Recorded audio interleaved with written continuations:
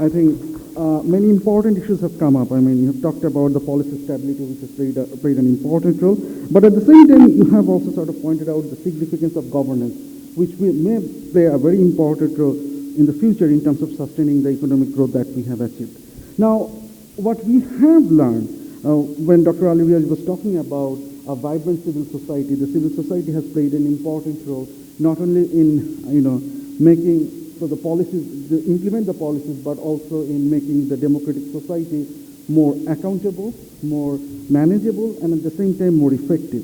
So going back to that particular perspective, I want to ask Dr. Badiul Alamudin's perspective on how will you evaluate the civil societies, the civil society organizations' performance right now in sort of fostering the democratic governance or bolstering the democratic governance, and the challenges that we see, how can we sort of overcome that? Thank you. Very tough question. He's asking me about the role of the civil society. Where is the civil society, my question? I don't see any civil society. In fact, the civil society I see, much of it is evil society in a sense. They are either BNP civil society or Awami League civil society.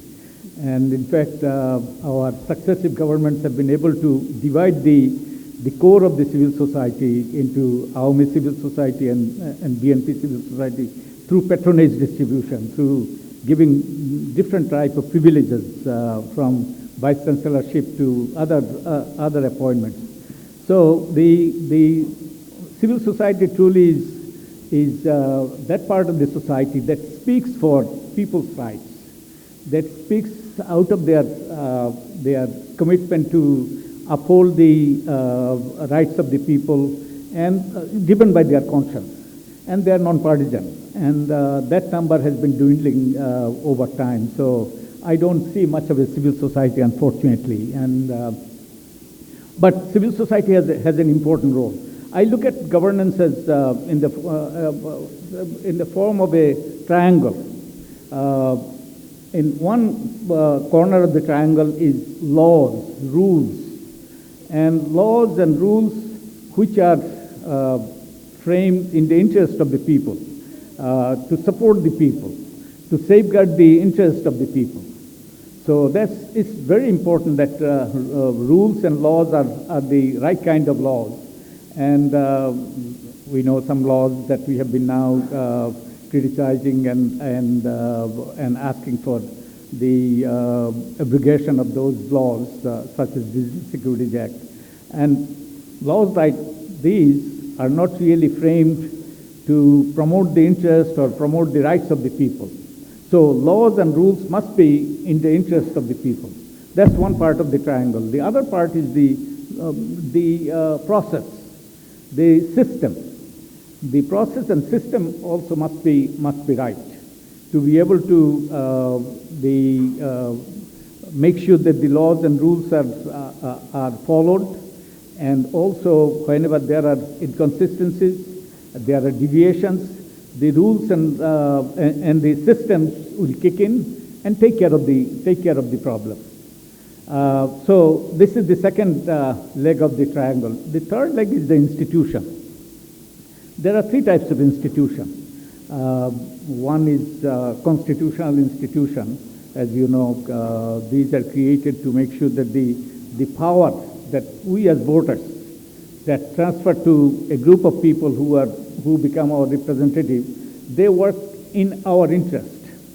And whenever they are empowered, one of the unique feature of power is that power is concentrated, power is misused.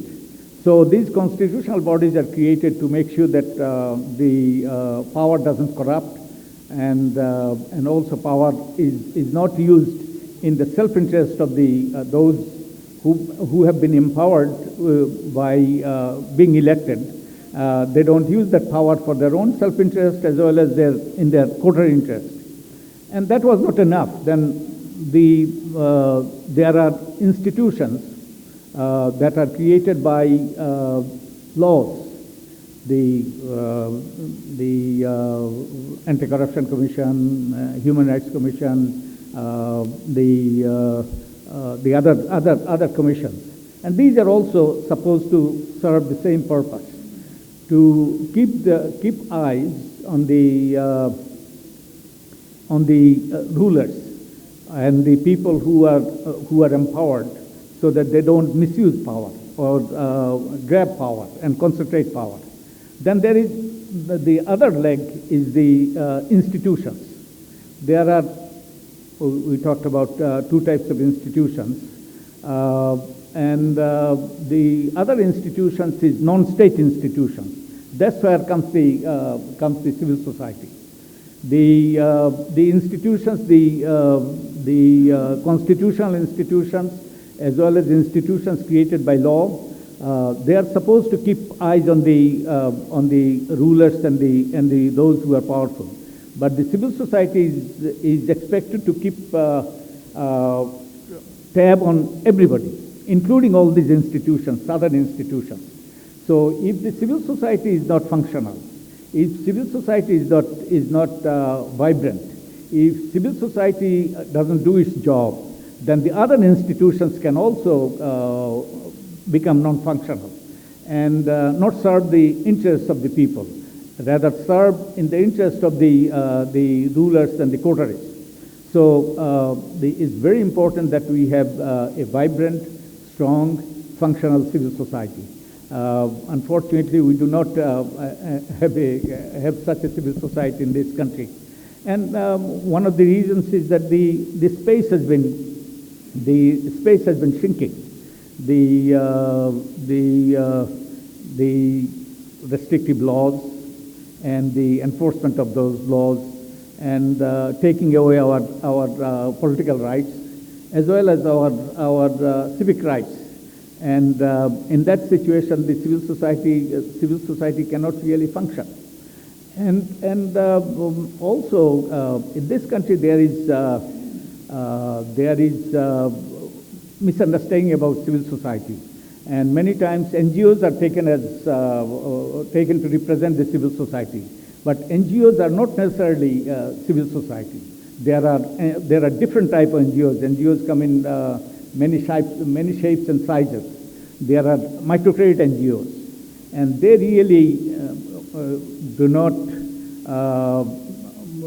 act to uphold the rights of the people, and do not challenge the authorities to ensure that the people's rights are safeguarded. And then there are also service delivery entities. There are a lot of service delivery organizations, and they basically are the contractors. They do contract work for the government, and many times, and they also do not challenge the government. So they are not really, they do advocacy for certain rights, which do not really make the rulers and the ruling coteries upset, such as women's rights. And they are not, they don't have to confront the rulers for promoting the women's rights. So in a sense, they are also part of the civil society, but they are not really the civil society which promotes people's political rights. And they are civic rights, fundamental rights. Then there are very limited number of organizations which are advocacy organizations, and which try to promote the people's rights, and which try to safeguard people's rights. And because of the shrinking space, and because of the restrictive laws, and because of the other repressive measures, and they cannot really function, unfortunately. So this is the state of affairs. And in fact, the civil society over time becoming weaker and weaker in Bangladesh. In fact, the people, very limited number of people, very limited number of organizations which have been standing up to the authorities and challenging the authorities and promoting the rights of the people, their number is dwindling. Part of the reason is natural reason, and part of the reason is the various patronizers that have been distributed. Through patronage distribution, they have been bought off, basically. And also, The repressive measures of the successive government also silenced many of them, and they felt it safe to go silent, not to challenge the authority, not to speak up, and not to do anything that would risk their own safety and security as well as their loved ones' safety and security.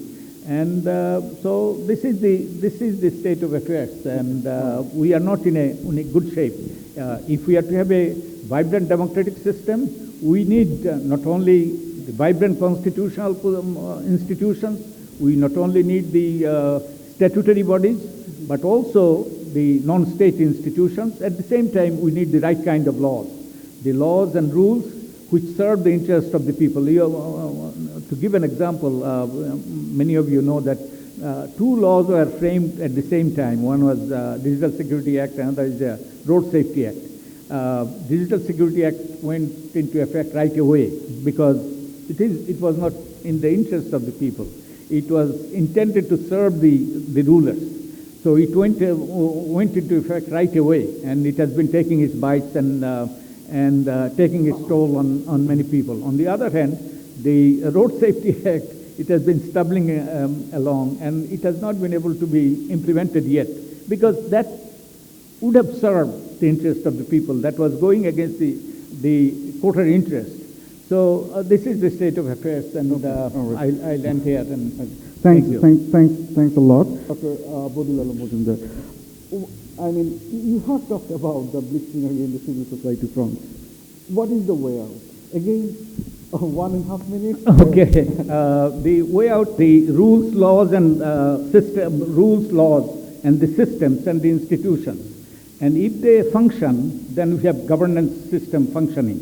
We have good governance. If they don't function, we have bad governance, we have autocracy. And in fact, this whole governance system has been demolished.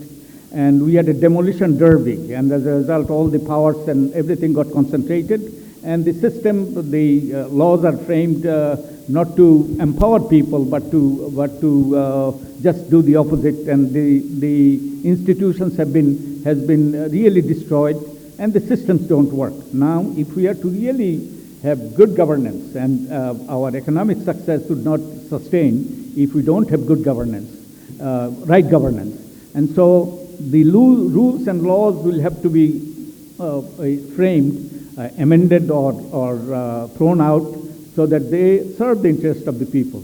The systems will have to be in place, and the institutions will have to work so that the institutions ensure the horizontal, Dr. Ali Diaz talked about the horizontal accountability.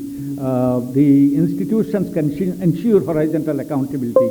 And another thing, most important thing I think we need to do, we need to ensure the downward accountability, vertical accountability. And vertical accountability is ensured through elections. After every 5 years, if those who get elected have to go to the people and beg for votes, and the people can show red cards and get rid of them, then they will have to work in the interest of the people. So we'll have to ensure free and fair elections, and then make all these institutions work. Then only we can think of a better future. Right. Thank you. We are actually out of time, but I will just give Dr. Badiul one sentence. Well, many of you know that Professor Amartya Sen wrote a book, Development as Freedom. So the goal of development and the means of development is freedom. Not only you're living better, your basic needs are met, but also greater freedom. So, and most importantly, human being cannot live with bread alone, and we need freedom. And just think about it, all of us taken to this, the abandoned central jail, and kept there confined, and all our needs are met, but you cannot communicate with anybody outside. How long will you be able to live there? So the way things are going, it will not sustain. And also our barrister Harun Rashid, the issues he referred to is clearly case of governance failure. The UGC is not doing its job. Our chancellor is not doing his. Oh, I'm sorry. Yeah. Our chancellor is not doing their job. So the system is not working. Okay. Laws are not working, and the institutions are not working. And in every country, if you look at the history, in many countries there have been primitive accumulation, as Famida mentioned, but they needed rule of law to sustain that, to protect their ill-gotten wealth, and also invest. And contract needed to be enforced. And without that, whatever we have will not sustain. So we cannot, no way we can say that we are a role model. All right. Thank you. Thanks a lot.